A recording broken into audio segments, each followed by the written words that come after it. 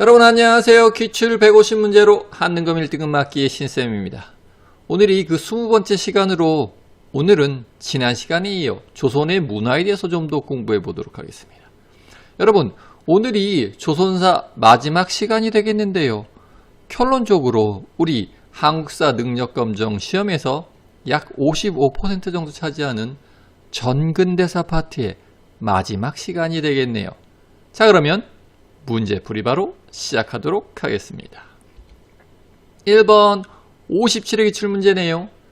가에 해당하는 문화유산으로 옳은 것은 가에 대해 조사한 내용을 올려주세요.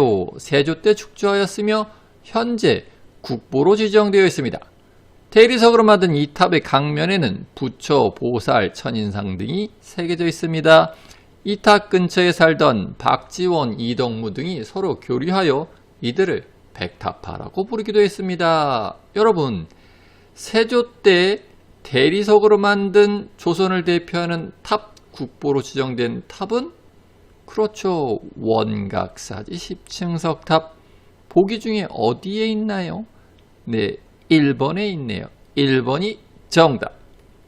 2번은 어떤 탑이죠? 익산에 있는 미륵사지 석탑. 3번은 경주 불국사에 있는 다보탑. 4번은 부여에 있는 정림사지 5층 석탑.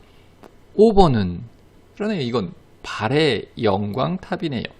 정답은 1번이었습니다. 자, 그러면 우리 조선의 탑과 공예 한번 정리해 보도록 할까요? 우선 조선의 탑 중에서 제일 중요한 건 그렇죠. 국보로 지정되어 있는 원각사지 10층 석탑. 언제 만들어졌다? 조선 세조 때. 어디에? 한양 한복판에 조성된 원각사 경내. 자, 이 탑은 고려 말 만들어진 경천사지 10층 석탑의 영향을 대단히 많이 받았다. 거의 쌍둥이처럼 비슷합니다. 재료도 경천사지 10층 석탑하고 똑같이 대리석으로 만들어졌다. 자, 그런데 이 원각사가 연산군 때 폐사가 됩니다. 폐사가 된 정도가 아니라 절이 기녀들의 합숙소로 바뀌게 되고 중종 때 건물도 다 헐리고 이 원각사 절터 원각사지는 그냥 폐허로 방치되어 있어서 탑만 덩그러니 존재했는데 탑이 대리석으로 만들어져서 하얗게 보여서 백탑이라고 불려졌다. 그런데 조선 후기 연안 박지원이나 홍대용, 이덕무 등이 이 백탑 인근에서 자주 모임을 가져서 이들을 백탑파라고도 불렀다. 자, 그리고 이 폐허로 방치되어 있던 원각사지는 대한제국기 때 근대적 공원으로 조성이 되는데 이게 현재의 탑골공원이다.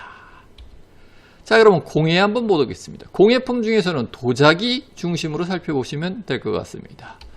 제일 처음으로 나오는 게 분청사기. 언제 유행했다? 고려말, 조선초, 여말, 선초에 유행하였고 청자의 태토 위에 백토를 표면에 분장해서 약간 푸르스름한 빛이 나오는 도자기. 이게 분청사기. 그 다음으로는 16세기 유행하기 시작한 순백자가 등장하고 아이고 근데 백자가 너무 심심해. 그래서 등장한 것이 청화백자인데 청화백자는 백자 위에다가 회회청이라고 불리는 코발트 안료로 파란색 이 물감으로 그림을 그려 넣었다. 이게 조선 후기에 크게 유행하였다. 이 정도 정리하시면 되겠습니다. 다음 문제 보도록 하겠습니다. 2번 54회 기출문제네요. 가에 들어갈 그림으로 옳은 것은 겸재의 시선으로 바라본 우리 강산. 겸재 정서는 우리 산천의 아름다움을 사실적으로 표현한 대표적인 화가입니다. 그의 그림을 온라인으로 만나보세요. 따라서 가에는 당연히 겸재 정선의 그림이 들어가야 되겠네요. 자, 보기 중에 겸재 정선의 그림 어디는지 찾아볼까요? 3번에 있네요. 겸재 정선의 대표작 인왕제색도. 3번이 정답. 다른 그림도 좀 볼까요? 1번은 조선 후기 대표적 그림인 강세황의 영통꼬리구도. 여러분 2번은요 김홍도의 그림인데요. 이거 모르셔도 됩니다. 예, 김홍도의 그림인데 이건 모르셔도 되고 4번은 조선 전기를 대표하는 안견의 몽유도원도. 자, 5번은 어떤 그림이죠? 5번 역시 조선 후기 화가인 정수용이 그린 그림인데 이것도 모르셔도 돼요. 2번, 5번은 아예 모르셔도 되고 1번, 3번, 4번은 좀 기억을 해주셔야 되고 정답은 3번이었습니다. 자, 그러면 우리 조선의 그림도 한번 정리해 볼까요? 우선 조선 전기를 대표하는 그림은 안견의 몽유도원도. 이건 안평대군이 꾸며본 도원을 그린 그림이고, 또 조선 전기를 대표하는 그림 강희안의 고사관수도. 고사관수도가 뭐죠? 그렇죠. 그림에도 딱 나와 있듯이 선비가 물을 지그시 바라보는 모습을 그린 그림. 자, 다음은 조선 후기 그림 한번 살펴보도록 할게요. 조선 후기의 대표적인 화가 겸재정선. 정선은 우리 자연을 사실적으로 묘사해서 그린 진경산수화의 대가였다. 대표적인 그의 작품으로 인왕제색도, 금강전도 등이 있고, 다음으로 살펴볼 건 단원 김홍도. 김홍도는 화원 출신 화가로서 풍속화의 대가이고 서민들의 생활을 소탈하게 묘사한 그림을 잘 그렸다. 대표적인 게 씨름, 서당, 대장간 풍경 이런 것들을 그린 그림이고, 다음으로 살펴볼 건 해원 신윤복. 신윤복은 주로 남녀 간의 애정을 묘사하였고 대표적인 작품이 단오풍정, 월하정인 등이 있다. 마지막으로 한 명만 더 볼까요? 예, 강세황. 사실 따지고 보면 강세황이 김홍도 스승입니다. 김홍도가 강세황의 추천으로 화원에 들어가게 되죠. 어찌됐거나 강세황의 대표작 영통꼬리꾸도. 자, 이 그림이 왜 의미가 있다? 이 강세황의 영통꼬리꾸도는 서양화의 원근법이 담겨진 그림이다. 이 정도 정리하시면 되겠습니다. 다음 문제 보도록 하겠습니다. 3번 52의 기출문제네요. 가부터 마에 들어갈 내용으로 옳은 것은 한국사 과제 안내문 다음 지도 및 지리서 중 하나를 선택하여 보고서를 제출하시오. 가는 택리지에 대한 설명, 나는 동국지도에 대한 설명, 다는 대동여지도에 대한 설명이고, 라는 동국여지 승람에 대한 설명이라야 하고, 마는 조선 방역지도에 대한 설명이라야 하겠네요. 보기 한번 볼까요? 가, 택리지에 대한 설명이 나와야 되네요. 팔도 지리지를 참고하여 성종 때 완성되었다. 어이구야, 이거는 택리지하고는 전혀 상관없는 설명인데 이건 성종 때 만들어진 동국여지승람에 대한 설명이었네요. 1번은 틀렸고 2번 나, 이건 동국지도에 대한 설명이어야 되네요. 정상기가 백리척을 사용하여 제작하였다. 어이구, 이게 정상기의 동국지도에 대한 옳은 설명이네요. 2번 정답.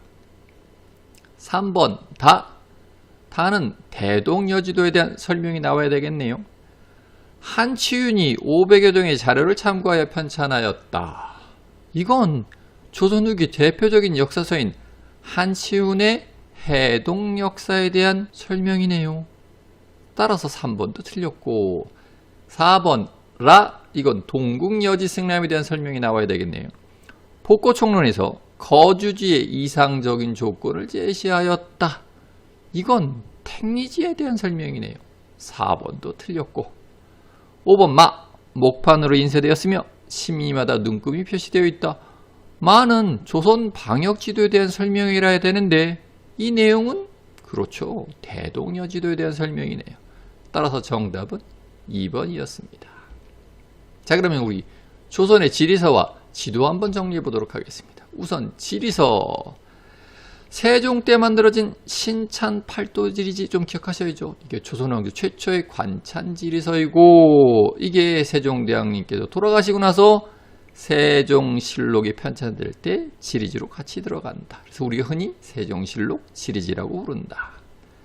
자, 다음은 성종 때 팔도지리지가 있는데 이건 현존하지 않고, 성종 때 동국여지승람은 반드시 기억하셔야죠. 이건 9년의 연역과 인물, 풍속 등을 자세하게 수록한 지리서. 이거 성종 때 만들어진 팔도 지리지에다가 똑같이 성종 때 만들어진 동문선의 내용을 추가해서 만든 지리서이다. 자, 그 다음으로 살펴볼 건 신증 동국여지승남, 중종 때 만들어진 책으로서 동국여지승남을 중수한 것이다.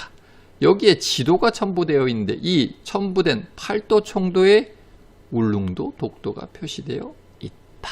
이 정도까지 기억하시면 될 것 같고, 자, 다음으로는 조선 후기를 대표하는 이중환의 택리지, 영조 때 만들어진 지리서인데 조선 후기 대표적 지리서로서 어느 지역이 거주지로 좋은지 특이한 내용이 담겨 있네요. 자, 다음 지도 한번 보도록 하겠습니다. 지도, 조선 전기 태종 때 혼일강리 역대국도 지도 반드시 기억하셔야죠. 이건 현존 동양 최고의 세계 지도이다. 또 세조 때 동국 지도가 만들어졌는데 세조의 명으로 정척, 양성지 등이 제작하였다. 자, 그 다음에 16세기에 제작된 조선 방역 지도, 여기에는 전국 8도의 주현, 병영, 수영이 표시되어 있다. 그 다음에 조선 후기에 만들어진 정상기의 동국지도, 영조 때 만들어진 지도인데 이 정상기의 동국지도는 최초로 백리척을 사용한 지도이다. 이게 무슨 내용이다? 그렇죠. 이제 지도에, 우리나라 지도에 축척의 개념이 들어간다. 그래서 의미가 있는 거고. 이게 더 발전된 게 김정호의 대동여지도, 철종 때 만들어진 지도로서 22첩 목판본 지도인데 이 대동여지도는 심리마다 눈금을 표시하였다. 그래서 지도에 나와 있는 눈금 숫자만 세면 실제 거리가 얼마인지 정확하게 알 수 있는 매우 정확한 지도이고, 이뿐만 아니라 산맥, 하천, 봉수 등도 자세히 표시되어 있다. 이 정도 정리하시면 되겠습니다. 자, 그러면 이것으로써 오늘 수업 마무리 짓도록 하겠습니다. 여러분, 오늘로써 전근대사 파트 마무리 되었는데 잘 정리하셔서 좋은 결과 있기를 바라겠습니다. 다음 시간부터는 우리 근현대사 문제를 통해서 근현대사도 간략하게 정리해 보도록 하겠습니다. 감사합니다.